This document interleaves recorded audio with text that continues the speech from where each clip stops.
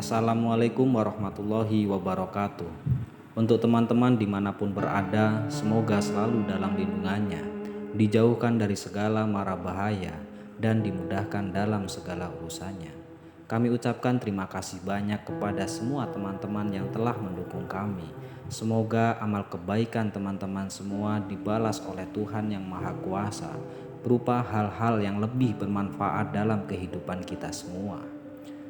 Dan tak lupa, semoga video-video dari kami bermanfaat sehingga kita dapat memetik hikmah, dijadikan sebuah pelajaran dalam kehidupan kita semua.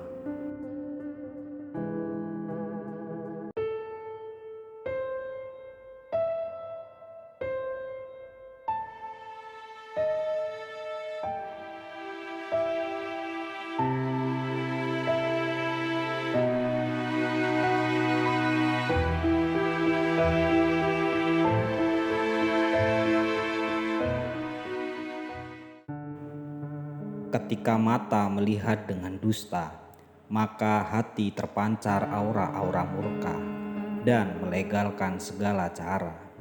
Hari ini terlihat suasana begitu sangat riang, dan tiba saatnya kesibukan-kesibukan semua manusia terlihat mulai beransur memadati aktivitasnya masing-masing.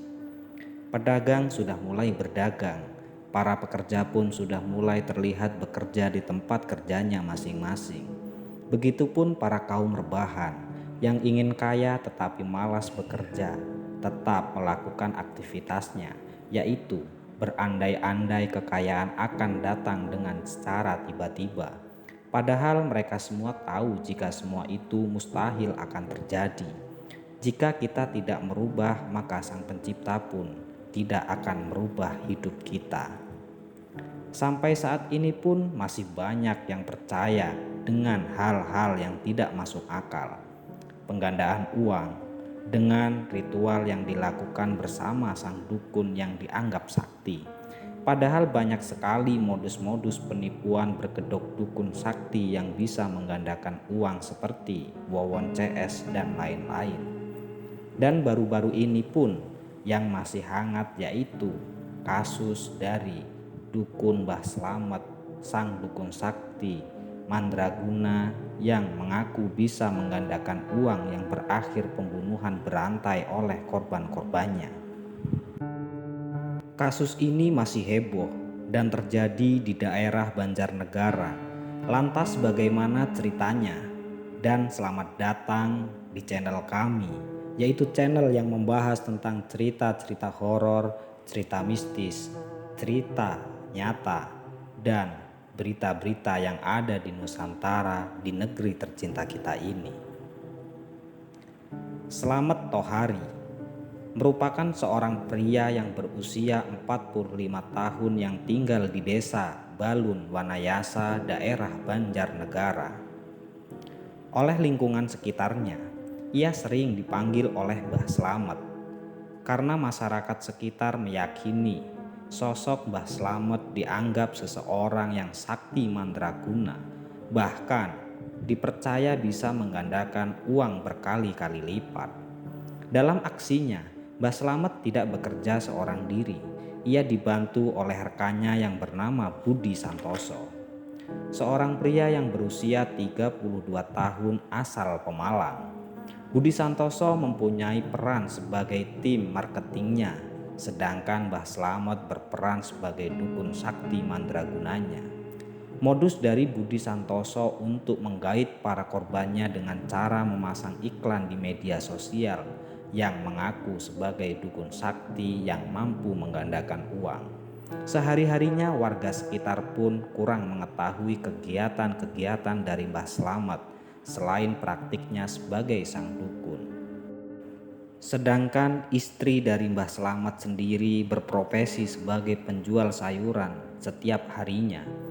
Sudah tidak dipungkiri, praktik-praktik dukun masih sangat kental diyakini di masyarakat sekitar kita, dan tidak sedikit yang datang untuk berkonsultasi dari berbagai masalah, entah masalah ekonomi, penyakit, bahkan urusan asmara pun dikonsultasikan kepada sang dukun, bukan berusaha dan berdoa, malah meminta pertolongan kepada sang dukun solusinya.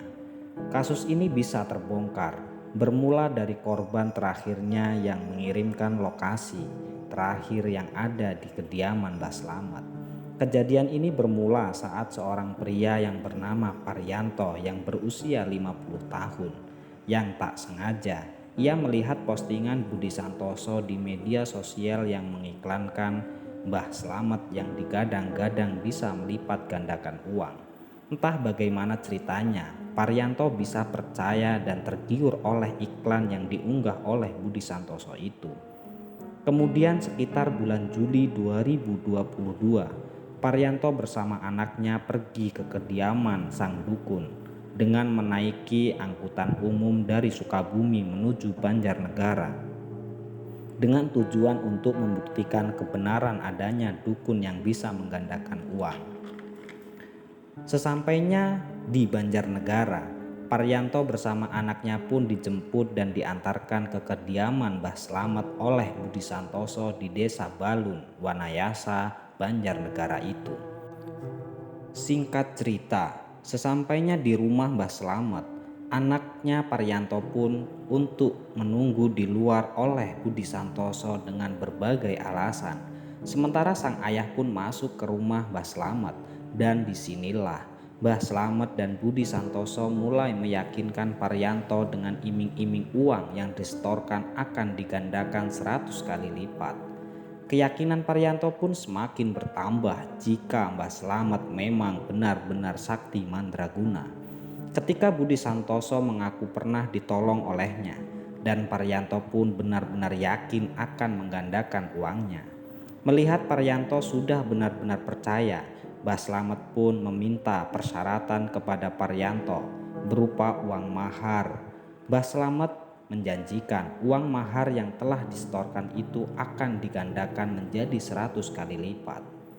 Setelah memenuhi persyaratan uang mahar yang telah disetorkan oleh Mbah Slamet tersebut, Mbah Slamet pun meminta kepada Paryanto dan anaknya untuk segera pulang. Dengan dalih Mbah Slamet akan segera melakukan ritual penggandaan uang tersebut dan berjanji akan memberikan hasilnya kepada Paryanto. Beberapa hari kemudian, Mbah Slamet mengirimkan sejumlah uang kepada Paryanto yang bertujuan untuk menghilangkan kecurigaan terhadap Paryanto dan mengatakan ritual sudah berjalan dan hasilnya sudah mulai bisa diambil. Tentu, Paryanto pun sangat senang karena uangnya sudah dilipat gandakan dan sudah bisa diambil. Walaupun sebenarnya uang yang dikirimkan itu adalah sebagian uang miliknya yang tempo hari dijadikan sebuah mahar. Singkat cerita, hari pun mulai berganti minggu dan minggu pun berganti bulan. Namun Mbah Slamet tidak kunjung memberikan kabar baik yang ditunggu-tunggu. Paryanto pun mulai merasa curiga dan sering kali menghubungi Mbah Slamet. Namun tidak ada respon dari Mbah Slamet itu sendiri. Bagaimana tidak curiga, uang Paryanto yang diberikan kepada Mbah Slamet ternyata telah habis digunakan untuk berfoya-foya dan membayar hutang-hutangnya itu. Kecurigaan Paryanto pun bertambah dan merasa sangat geram telah ditipu oleh Mbah Slamet. Berbulan-bulan lamanya, Mbah Slamet sudah tidak bisa dihubungi. Pada suatu ketika, tepatnya di bulan Maret 2023, Paryanto pun memutuskan untuk berangkat ke Banjarnegara untuk menagih janji-janji dari Mbah Slamet itu. Namun, Paryanto berangkat seorang diri. Entah kenapa pada saat itu Paryanto tidak membawa teman ataupun anaknya untuk menemani keberangkatan Paryanto menuju ke rumah dari Mbah Slamet itu. Hanya seorang diri, Paryanto menuju ke Balun Wanayasa dengan membawa kendaraan sendiri dari rumah sampai Banjarnegara. Padahal sudah tahu bahwa dia akan menemui seseorang yang telah menipunya. Sebenarnya Paryanto sudah mempunyai firasat-firasat yang kurang baik. Sesampainya di Banjarnegara, tepatnya pada hari Kamis 23 Maret 2023, Paryanto pun langsung menuju ke Balun Wanayasa, tempatnya Mbah Slamet itu. Sesampainya Paryanto di rumah Mbah Slamet, Paryanto pun sempat memberikan kabar ke salah satu anaknya, dan firasat-firasat buruknya semakin mencuat setelah Paryanto mengirimkan lokasi kediaman Mbah Slamet kepada anaknya itu. Dan Paryanto pun mengirimkan sebuah pesan yang menjadi sebuah firasat buruk yang akan menimpanya, berupa dia merasa terancam dan untuk melaporkan kepada pihak yang berwenang jika beberapa hari ke depan Paryanto hilang dan tidak ada kabar. Paryanto pun langsung turun dari mobilnya dan berjalan menuju ke rumah Mbah Slamet dengan keadaan yang sangat marah kepada Mbah Slamet itu.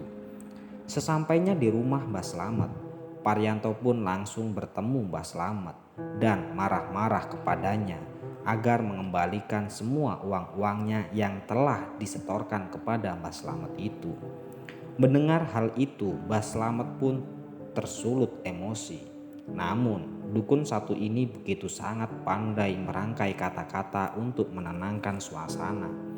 Setelah Paryanto merasa tenang dan diajaknya masuk ke dalam rumah, dan Mbah Slamet pun mengatakan jika uang yang digandakan sudah sepenuhnya bisa diambil.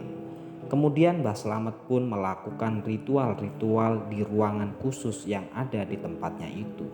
Setelah selesai ritual, Mbah Slamet pun langsung menemui Paryanto sembari membawa segelas air yang dicampur dengan racun. Kemudian Mbah Slamet mengatakan kepada Paryanto jika uangnya bisa diambil setelah minum air yang sudah diberi doa-doa ketika ritual tadi. Di sini Paryanto tidak menaruh curiga sedikit pun terhadap air tersebut. Kemudian Paryanto pun meminum airnya hingga habis. Beberapa saat kemudian Paryanto pun merasa pusing dan tertidur, dan pada akhirnya segelas air tersebut menjadi minuman terakhir baginya, dan Paryanto pun meninggal menjadi korban terakhir dari Mbah Slamet itu. Selesai. Untuk teman-teman dimanapun berada, semoga selalu dalam lindungan Allah, dijauhkan dari segala mara bahaya dan dimudahkan dalam segala urusannya. Mari kita luangkan waktu untuk memberikan doa kepada korban-korban kejahatan Mbah Slamet itu. Semoga semua amal kebaikan dari para korban diterima di sisinya dan ditempatkan di surganya. Khususnya untuk semua keluarga dari korban, diberikan ketabahan, kesabaran, dan keikhlasan atas ditinggalnya orang-orang tercinta yang menjadi korban kejahatan dari praktik-praktik dukun palsu tersebut. Kami ucapkan mohon maaf yang sebesar-besarnya jika ada kesalahan kata. Akhirul qouli wabillahi taufiq wal hidayah. Wassalamualaikum warahmatullahi wabarakatuh.